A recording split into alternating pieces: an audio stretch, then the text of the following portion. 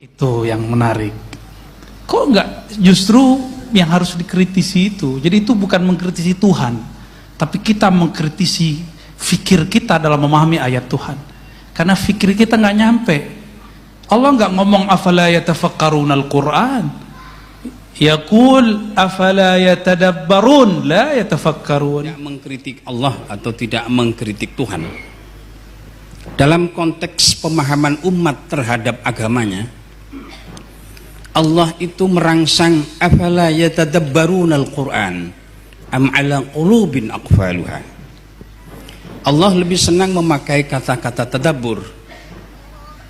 Nanti saya minta penjelasan. Yang paling inti sebetulnya seperti tidak sinkron, tapi bukan mengkritik Tuhan. Fas'alu ahla dzikri in kuntum la ta'lamun. Kenapa Allah kok tidak menyampaikan atau berfirman fas'alu ahlal fikri in kuntum la ta'lamun? Linir, kalau in kuntum la ta'lamun adalah linir dengan tafakkur.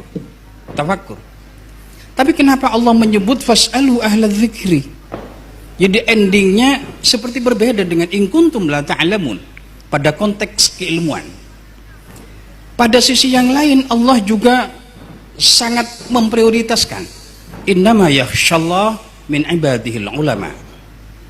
Saya kadang-kadang bingung, Allah meranking adalah orang yang takut kepada Allah adalah ulama, tapi ketika dia ada persoalan-persoalan agama dan persoalan-persoalan yang lain, fas'alu ahla dzikri, tapi tidak menyampaikan fas'alu ahlal fikri, tanyakan kepada intelektual, kepada cendekiawan, tapi tanyakanlah kepada ahli zikir. Dan saya berpikir kok tidak linear, in kuntum la ta'lamun, bukan in kuntum la tafhamun. Ini pertanyaan saya, Abu ya. Terima kasih. Assalamualaikum warahmatullahi wabarakatuh. Pakai ini tawadhu sekali ya. Ngaku bodoh tapi baca ayatnya canggih. Emang begitu orang alim ya. Barakallahu fikum. Afala yatadabbaruna al-Quran. Itu yang menarik. Kok enggak justru yang harus dikritisi itu? Jadi itu bukan mengkritisi Tuhan, tapi kita mengkritisi fikir kita dalam memahami ayat Tuhan. Karena fikir kita nggak nyampe. Allah nggak ngomong afala yatafakkaruna al-Quran. Yaqul afala yatadabbarun la yatafakkarun. Allah tidak mengatakan Quran untuk ditafakuri, Quran itu untuk ditadabburi. Mal farq baina tadabbur wa tafakkur? Tafakkur syai' wa tadabbur syai'. Tadabbur fi makhluqatih wa tadabbur fi kalami wa kalamuhu ghairu makhluk. Tadabbur ujungnya wusul, sadar bertuhan. Karena tadabbur pada kalam, kalam itu adalah sifat, sifat itu bukan makhluk. Wa aqrabut turuqi ilallahi kalamu. Cepat-cepat jalan singkat kilat kepada Allah adalah membaca kalamnya, tafakkur kalamnya. Itulah thariqat Imam Syafi'i. Maka Imam Syafi'i khatam Quran dari pagi sampai asar, asar sampai subuh, khatam Quran. Aqrabut turuq ilallah. Itu tadabbur. Maka tadabbur akhirul wusul ilallah, wusul ila ma'rifatil kalam wa man yatakallam. Ya, lain dengan tafakkur. Di surat Al-Imran jelas wa yatafakkaruna fi khalqis samawati wal ard. Ini yang mesti kita matchkan. Kalau enggak match, enggak munasib, akan kebalik-balik sampai nanti. Maka yang kita kritisi bukan Tuhannya, bukan kalamnya, tapi yang tidak matching dalam uslub fikir kita. Yatafakkaruna fi khalq. Nah, ini kata kuncinya. Mereka tafakkur mengenai penciptaan alam. Maka fikrah dia hanya mampu mencapai ranah yang disebut makhluk. Sedangkan tadabbur dia tembus kepada Khalik. Jadi bolehkah mengenal Allah? Boleh. Mungkinkah mengenal Allah? Amkan, bal lebih mungkin. Tetapi tidak boleh memfikirkan Allah. Lalu kenapa fas'alu ahlal dzikri? Kok bukan ahlal fikri? Sudah terjawab? Al-fikr di Quran tidak pernah digunakan kata ism, selalu fi'il. Apa artinya? Ya dullu ala subut, menunjukkan bahwa ini tetap. La yataghayyar amma sabaq, huwa al-an kama kan. Dia dulu sekarang sama, itu disebut ahlu zikr.